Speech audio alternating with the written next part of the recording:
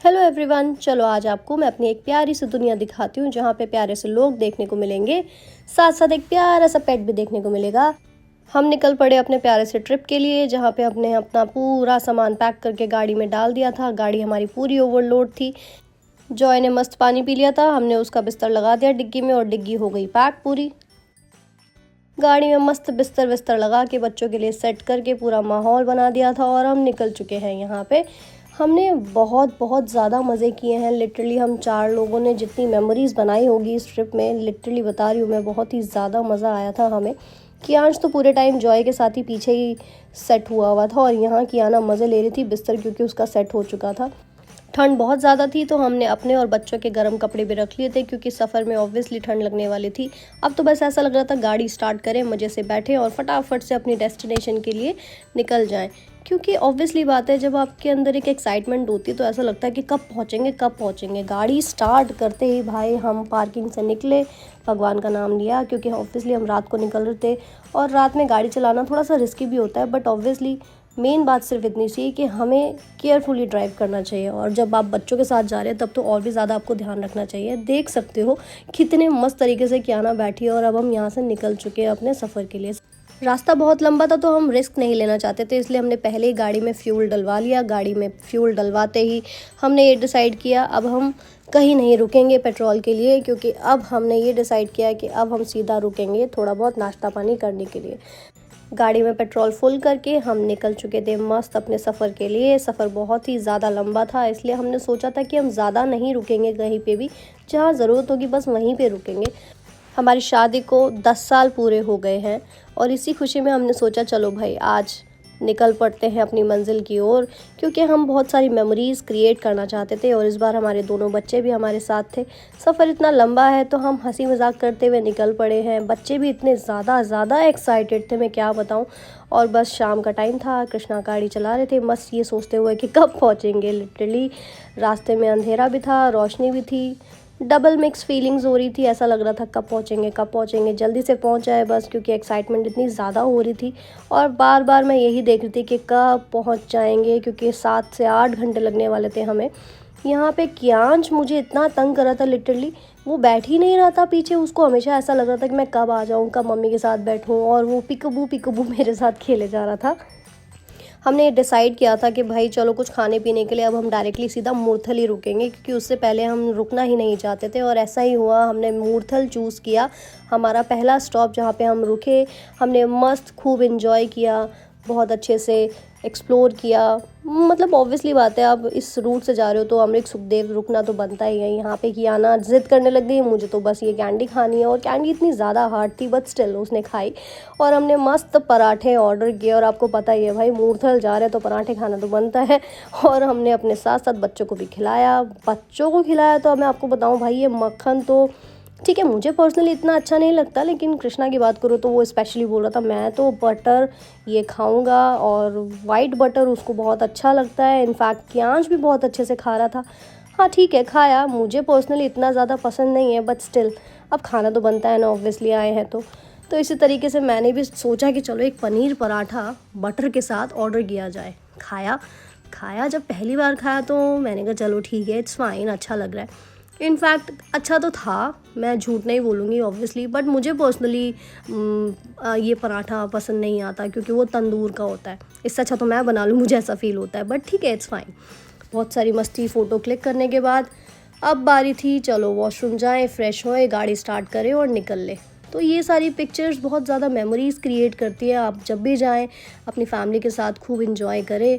खूब मस्त माहौल बना हुआ था वहाँ पे, ऑब्वियसली इतने ज़्यादा क्राउड था। उस क्राउड के साथ साथ आपको ठंड का भी ध्यान रखना था, ठंड में बच्चे परेशान ना हो, और ऐसे करते करते हमने खूब इंजॉय किया वहाँ पे। और उसके बाद फिर अब हम दोबारा निकल पड़े अपने सफ़र की ओर।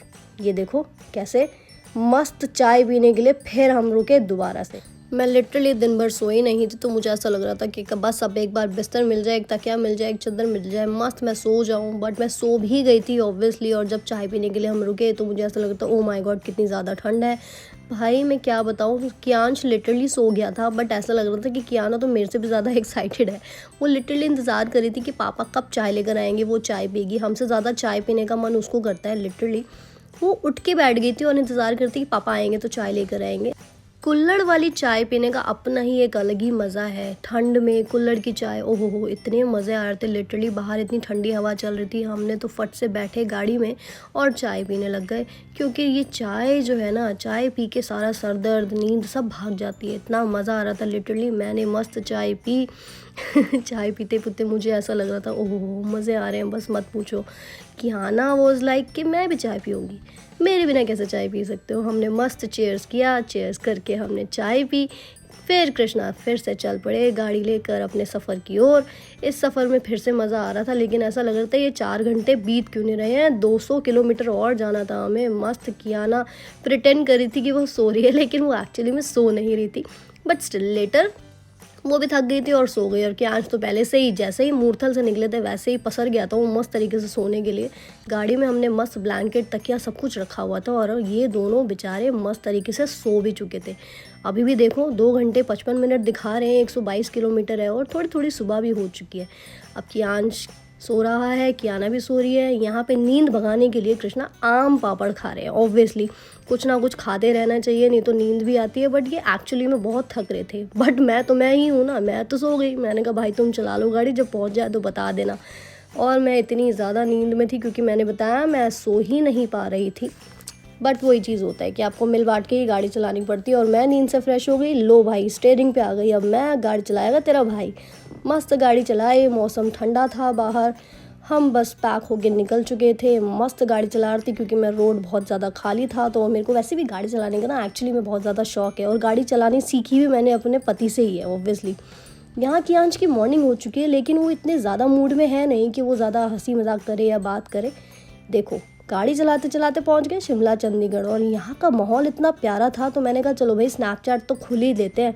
स्नैपचैट खोलते ही मेरी बेटी की तो आंखें खुल जाती हैं। लो भाई मस्त माहौल बन गया, फ़ोटो वीडियो खींचते खांचते अपने निकल पड़े। अब जैसे ही सुबह हो गई ना, तो सुबह होने के बाद तो अब एक्चुअली और लग रहा था कि बस अब जल्दी जल्दी पहुंच जाए। इतना मौसम ठंडा हो रहा था, 2.5 घंटे के आसपास और था। 100 किलोमीटर लगभग गाड़ी चला के हमें पहुंचना था हमारी डेस्टिनेशन की ओर। भाई मुझे तो ऐसा लगता है ना, लाइफ ऐसी होनी चाहिए, मस्त एंजॉय करो, घूमते फिरते रहो, खाते पीते रहो। लाइफ में क्या रखा है कब किसी का कुछ नहीं पता है, तो इसी तरीके से एंजॉय करते रहो। और ऑब्वियसली मेरी शादी को 10 साल हो गए हैं, वो 10 साल देखते देखते लिटरली पता नहीं चले। बट हाँ 10 साल हो चुके थे। यहाँ की आज फुल मूड में है कि कैसे कैसे गाड़ी चल रही है। मस्त उसको रास्ते में मंकीज़ दिख रहे थे, मंकी देखते देखते साथ में एंजॉय करते करते कियाना की फन एक्टिविटीज़ देखते देखते हम मस्त पहुँच चुके थे ऑलमोस्ट शिमला। शिमला के पहाड़ आप देख सकते हो, यहाँ पहाड़ शुरू हो चुके हैं और ऐसा लगता ओहो हो भाई साहब मस्त वेदर था लिटरली। ये जो सूरज दिख रहा है ना आपको आगे आते आते, ये सूरज ने तो लिटरली ऐसा माहौल कर दिया था कि मैं क्या बताऊँ। इतना मज़ा आ रहा था हमें ड्राइव करते करते। कियांश भी सो के उठ गया, कियाना भी, मैं भी फ्रेश हो गई। एंड यहाँ पे इन भाई साहब के 12 बज रहे थे, क्योंकि ऑब्वियसली ये रात भर ड्राइव करके आए थे और हमने ज़्यादा रुका नहीं था। सुखदेव के बाद बस चाय पी के हम सीधा निकल चुके थे। लेकिन लिटरली कुछ भी बोलो, एक्साइटमेंट इतनी ज़्यादा थी कि हम निकल पड़े थे बिना सोचे समझे कि भाई कितना टाइम और लगेगा। बस एक ही चीज़ की एक्साइटमेंट थी कि बस चले जा रहे हैं चले जा रहे हैं चले जा रहे हैं। कियाना इज़ ऑलवेज लाइक हाय, जितनी बार भी स्नैपचैट खोलो हाय। फाइनली फिर एक मोमेंट ऐसा आया जहाँ हमें लगा कि चलो भाई एक पॉइंट पे जाके तो हम पहुँच ही गए हैं, जहाँ पे जाके हमें बहुत सुकून लगा, जो कि था हिमाचल प्रदेश में आपका स्वागत है। ये देख के ओहो हो भाई साहब मज़ा आ गया था। ऐसा लग रहा था कि बस अब तो पहुँच ही गए, बट स्टिल शिमला 90 किलोमीटर अभी भी दूर था। पहाड़ तो चलने हमने शुरू कर ही दिए थे ऑलरेडी, बट स्टिल ये जो मोमेंट होता है जहाँ पे आपको लगता है कि अब तो मंजिल दूर नहीं है, पहुँचने ही वाले हो।